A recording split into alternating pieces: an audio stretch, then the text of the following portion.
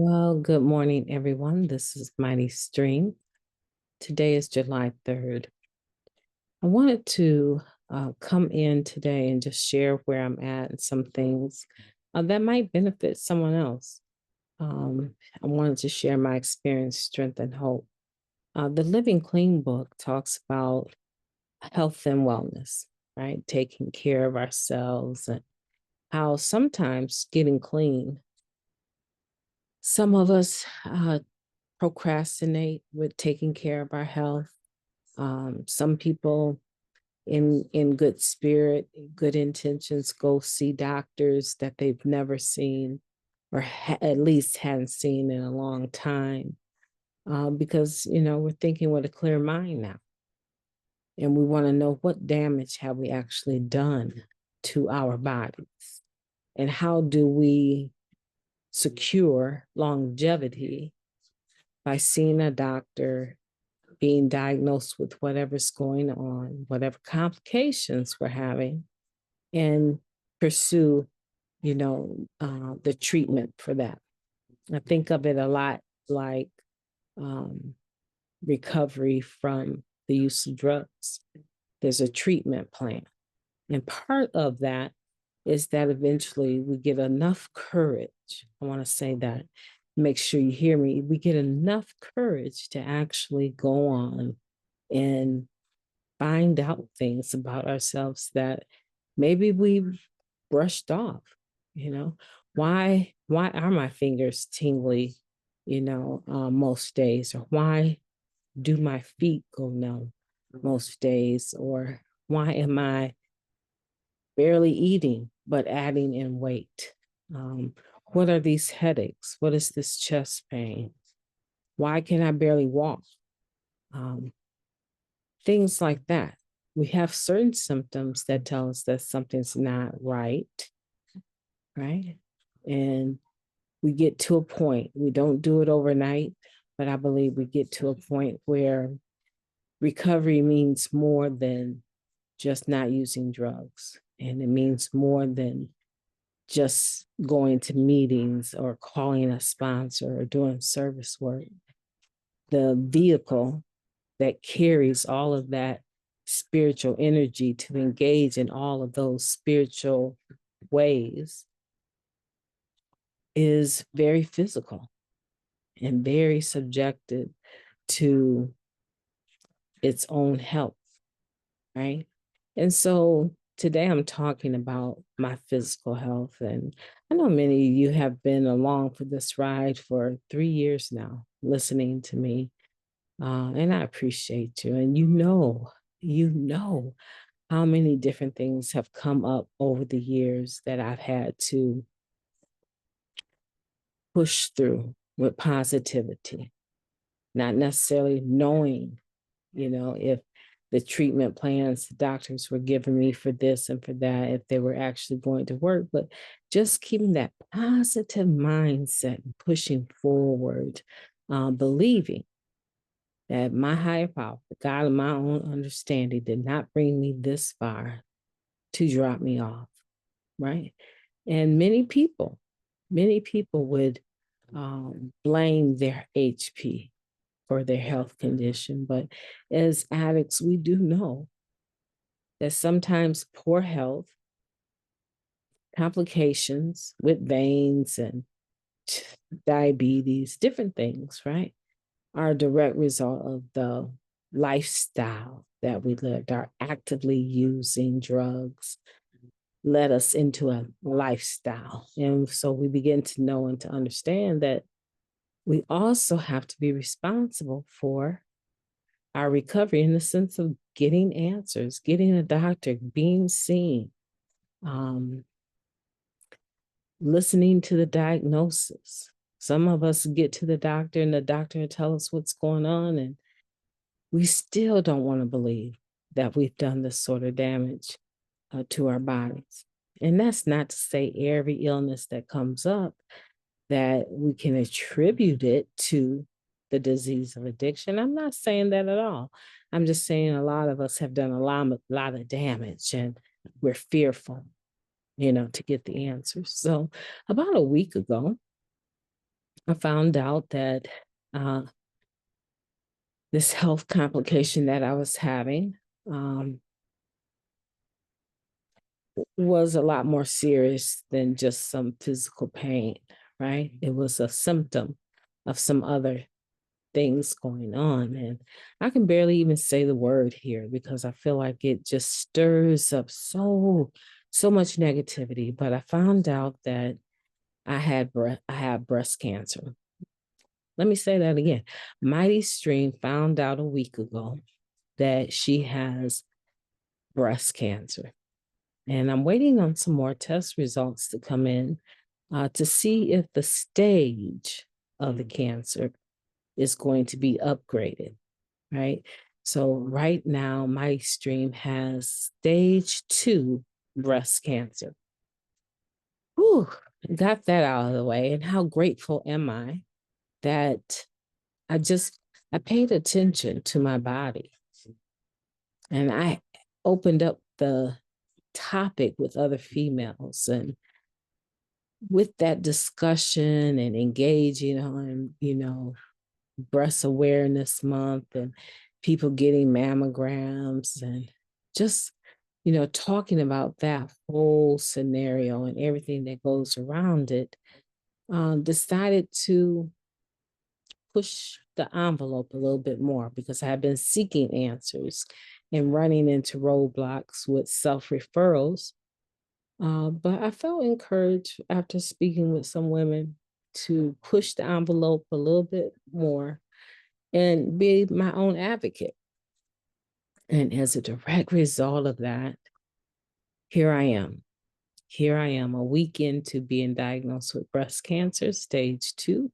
It's a very invasive type of cancer that I have. 0.25% to 1% of the women that have this type of breast cancer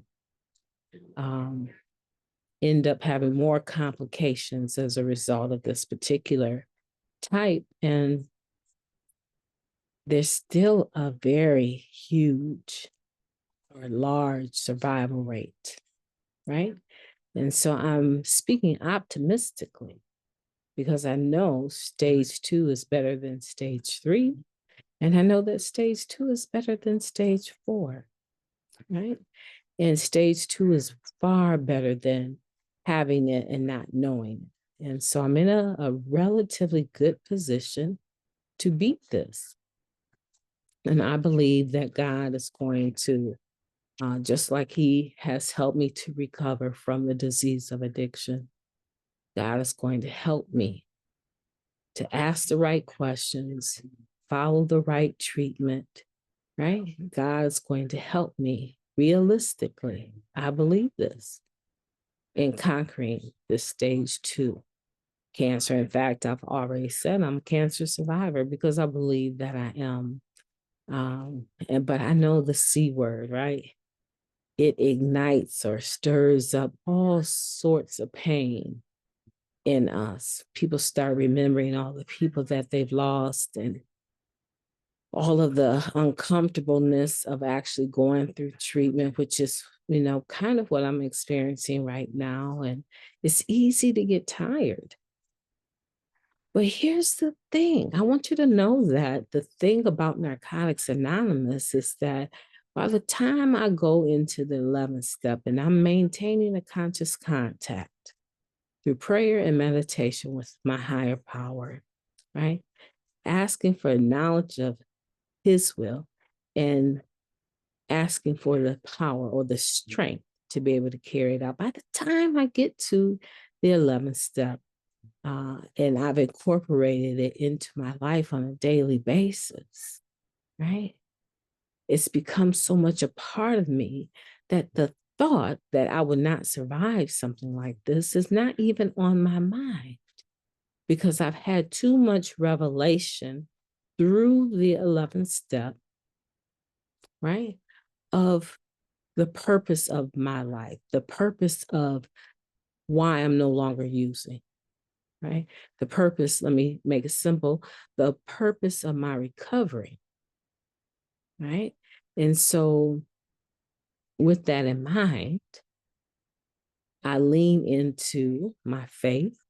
I lean into my peace. I lean into my joy. I lean into fellowship. I lean into honesty, right? I lean into all of those positive spiritual principles and I allow that synergy that is created within those spiritual principles to be what carries me. And actually, I'm being carried one moment at a time, right? And at the end of the night, like, last night or two nights, it's still very early morning here. By the time I get at the end of my day, I find that I've had a successful day. I didn't pick up drugs. I didn't hurt anyone with my behaviors. And I'm still actively involved in my recovery. And so I would say that learning how to live the 11th step is really what's carrying me right now. And it's a tool in my tool belt that is actually being used moment to moment, second by second, hour after hour, until each day is checked off. And it's time to go to bed with a clear conscience because what? The 10th step allows me to do that. And I just cannot convey to the newcomer or anyone else for that matter just how important it is to take this process of recovery seriously and to allow the spiritual principles to reshape us, to remold us, to restore us, to recover us, right? We have so many different words we can apply here that are synonymous. But because of the spiritual principles, I'm able to sit here with you in some pain. I would say my pain is about a 8 today. Today was the day I had to go down to the hospital and be put to sleep so that they could put a whole piece of equipment put inside of my upper left chest. And I feel like someone has given me a throat shot, So I feel like someone has drop kicked me dead in the middle of my throat right now, right? I feel very, very aggravated and in a lot of pain. And of course, I have medication that's been prescribed for me. But because of who I am, right, I have to be careful even with prescriptions, right? And so fortunately, it's a prescription that I would use as needed. And I've chosen to only need Tylenol for right now, because I know there's going to be some rougher days ahead and I might need something stronger. But for right now, I'm just using Tylenol 500. And it's taking the edge off with ice packs. It's taking the edge off. And it's enough for me to be able to relax and hopefully go to sleep here. It's very, the right side is the side of my chest that has the cancer, and the left side is where the port is. So it's very difficult if you're not a natural back sleeper. It's very difficult to get comfortable. But these complaints that I might have, they're really quite minor. And I know for some of you, you're shocked. Yesterday, a beautiful lady, I will just call her Dev F. She reached out to me and reminded me, hey, looking for your podcast. And I just, the day before was another appointment. So last night, I just, I don't know what happened. I don't know what happened. I don't know how I could let something that's so important to me and so beautiful to me slip my mind. But I did. It would have been Monday night. I ended up having to have the MRI done, and it took hours. I mean, it had to be done with dye. They couldn't find the vein. You know, obviously, with some of us, they don't find our veins, right? For various reasons. For me, it's just that genetically I was born with small veins, and so they had to call down Basque. They call them Basque, but it's ultrasound to allow them to find a vein easily. And it just took hours. Something that was supposed to just take a simple hour ended up being 2.5, almost 3 hours of being, upset, face down in a machine. And so it was really difficult, you know. My husband told me, he said, I've never seen you look so tired. And I know that I was tired, and I know that impacted him, but it's just a taste of what's ahead, right? This tiredness that I feel right now is just from running the ropes of being picked and prodded and doing all of the things that have to be done to save my life, to continue to be the wife that I am, and the surrogate mom that I am to my great nephews, these boys I'm raising. It's just a small thing in comparison to what I gained. And so, yeah, that's where I'm at, guys. I want for you to know, I want this community to know that when you're hearing my voice and you're hearing me talk sometimes, there's other things that are going on behind the scene that I may not be ready to share about. But today I'm ready to share about it. And I want to make sure that all of you know that very soon I meet the oncologist today. I'm looking forward to meeting this oncologist. I'm going to have several family members with me, and we're going to find out what the suggestion is as we await a couple more tests to come in to see just how aggressive this cancer is, this particular cancer. And so I know that my doctors have my best interests at heart. And I'm confident, though I'm tired, I'm confident that I'm going to ring the bell one day and have conquered this disease called cancer. And so now I'm going to be speaking more a little bit about, not more a little bit about, sorry about that, but I'm going to be speaking more about when we have illness and recovery.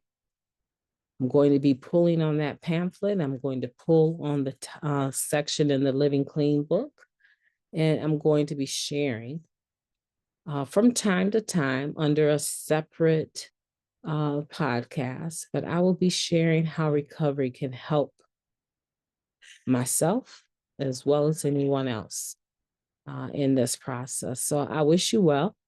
Many of you are connected to larger groups of individuals, not necessarily connected to the fellowship, but praying communities and so forth. And I just encourage you to lift me up in prayer, to pray for me, pray for my continuance, and pray for my stamina, and pray for, my willingness to continue to do what's necessary to recover on this end. I welcome that. I welcome that. I surely do.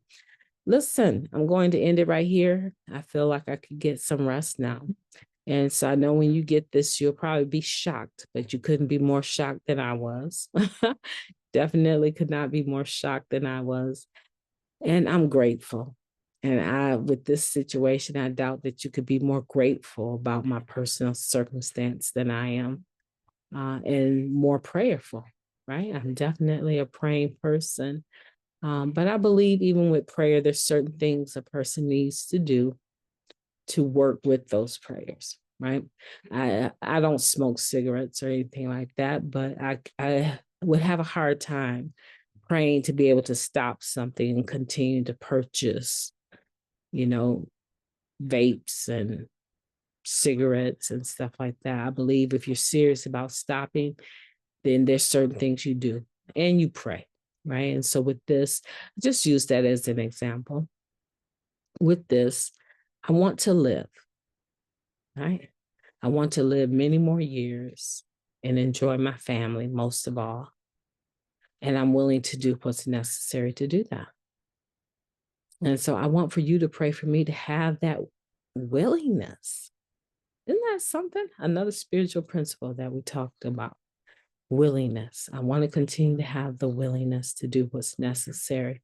Because I know a few people in recovery that were dealing with lung cancer and getting treatment, and they just lost the willingness to do chemotherapy. And it took over and it took them away from us. And so that's not my intention, right? I am in recovery and I'm going to recover to the fullest extent possible in regards to this. Thanks for listening.